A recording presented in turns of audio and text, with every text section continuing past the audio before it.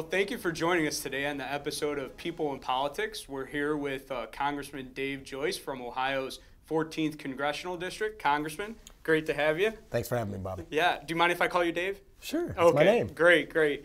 Well, People in Politics segment is basically getting to know elected officials more on a personal level. So why don't you tell us a little bit about yourself, where you grew up, and your family, and kind of go from there. Well, I was born in a little town called Bethlehem. No, I was born in Cleveland. My parents, when we were first living in Garfield Heights, okay, and then moved out to Russell when I was about 10 years old, and then grew up out there. Went to West Geauga High School, and from there went on to the University of Dayton for both undergrad and law school. Okay, and, great. I gotta stop you there before we continue, because I saw an article about you picked Dayton in the bracket over Ohio State. Is that correct? Oh, I just made a one-on-one bet with Congressman T-Berry because he's so proud an OSU fan. And, I finally had Dayton into the playoffs. That way I had to go through You had to do it. You had to do it. So he got me back, though, because it was I told him Milano Subs, which is a big sub shop down in Dayton, and he said he would do Italian subs. And so he did it last Friday when he knew we couldn't eat them. So he got the best out of that deal. That's pretty funny. But you are an Ohio State fan, right? Oh, yes, yes. That's great. I have a daughter there as a freshman. Been to a couple games in the last year, just football. I couldn't make any of the basketball games. But it was the one year that Dayton was on a roll. And as you know, when teams start to gel and they get on a roll, they won 8 straight going into. They lost to St. Joe's in the playoffs, but then they got into the NCAA. So Ohio State wasn't having their best of seasons. No, they were not having their best this season. But that's great. And so you said your daughter goes to Ohio State? Yes, sir. And do you have more children? Yes, I have a son who's a senior at the University of Dayton, studying finance. A daughter who's a sophomore at the University of Miami in Florida. Oh, wow. She fancies herself the next Darren Andrews. So oh, wow. That's great. Sports broadcasting. And then our youngest, Bridie, is a freshman at Ohio State, and she's like her mom going into nursing. Okay. And like you said, your mom, so you're married how many years? I met Kelly in '88 when I was on the campaign trail. I got appointed prosecuting attorney in January of 1988, and then I was running in November, and Steve Lautrette was running in Lake County about the same time. And she came up to me in a place, and when I was on the trail, and told me my ads were hokey. So we hit it off right away. So that's the way you met your wife, then, just through insults? That's great. And so now we ended up getting married in '90. She's also a West G grad and went to Ohio State. And Ursuline, she got her nursing degree from, and so we've been together ever since, and it's been a lot of fun. Wow, that's great. I love hearing stories like that, and it's nice to see that you have a great family life. And what's a little bit of background about your mom and dad? Growing up, do you have brothers and sisters? Sure. Or? I have one sister, oldest. She lives out in Menor. She was a former teacher. She finally retired. Wow, good for you. And I have a younger brother and an older brother, and they both have small businesses that they run. And so I used to kid because I'd hear it from my dad about business that now I get it from those two in stereo about taxes and all the problems you have with regulations and other things. But my dad was a World War II vet who was shot and left for dead, and so believed his faith is what carried him through the day. So obviously very religious upbringing. And my mom was a stay-at-home mom, which is the fashion of the day at that time. Sure. And my dad started off after he went to John Carroll on the GI Bill, he started off as a laborer at a company and ended up being the CEO. So, wow. Yeah. And wow, that's a great story. Well, he taught us hard work and determination. You can do anything in this world. And my dad was a big line was, your only thing you're entitled to in America is an opportunity. And it's what you make of it that determines where you go. Yeah, that's a very good line. That's a good line to have. Now, your ethnic background, are you 100% Irish or? And born on St. Patrick's Day. How bad's that? Yeah, just to kind of kick it off. So 100% Irish, born on St. Patrick's Day. Your wife, is she Irish as well or no? She sounds Irish now as Kelly Joyce, but her maiden name was Italian, Kelly Galati, and so she's half Irish, half Italian, and she managed to work in both the tempers. Well, that's great. That's great. And your kids have the best of both worlds then too, which is really nice. They got Italian background and an Irish background. That's right. That's great. Well, the way I like to eat, I was always welcome in every Italian home. That's great.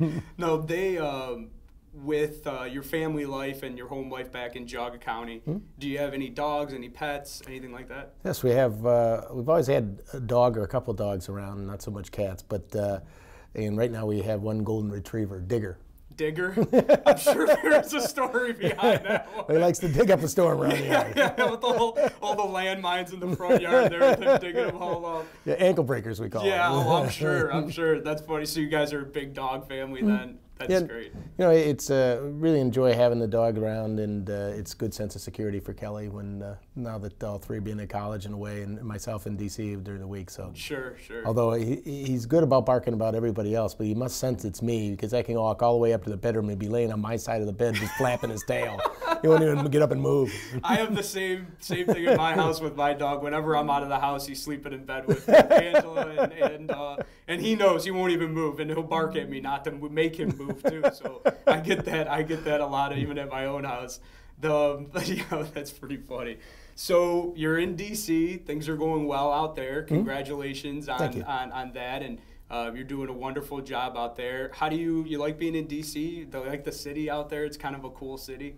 You know, it's funny. I like being home best. I mean, there's no place like coming home. And I was kidding with Renee one day. We were sitting there catching a beer at the end of the week, waiting to leave, and I said, "Isn't this the best view?" You're looking back at the Capitol knowing you're going home. Yeah, exactly. But you know, it's one of those things where when you're there and you're working, you're really within like a 12-block campus. Mm-hmm. And so the other day I was going down to give a talk for I'm a co-chair of the nursing caucus. Oh, okay. And I was going down to give a talk, and as we're going through town, you look at all these buildings saying, you know, I really should stick around one of these weekends with Kelly or have her come up and be able to take in some of the city. But you know, it's more important to be back home. We're both very comfortable here, and you know, obviously both having grown up here, and I still believe that Northeastern Ohio is the greatest location in the nation, and I'm doing everything I can in D.C. to continue and perpetuate that. And there's so many good things we have going on here. It is. It's a Northeast Ohio is a great spot, and you have the best of both worlds. You're in D.C., you're in Northeast Ohio, and with all of the history out in D.C., it's hard to take a look at some of the buildings out there and not think about all the history that has been there throughout the years. And I guess one of the questions that I want some of the viewers to think about too is if you had to pick your favorite U.S. president, somebody that you would really see as a mentor, who would that be? You know, I guess I was most captivated, probably from my childhood, for John Kennedy.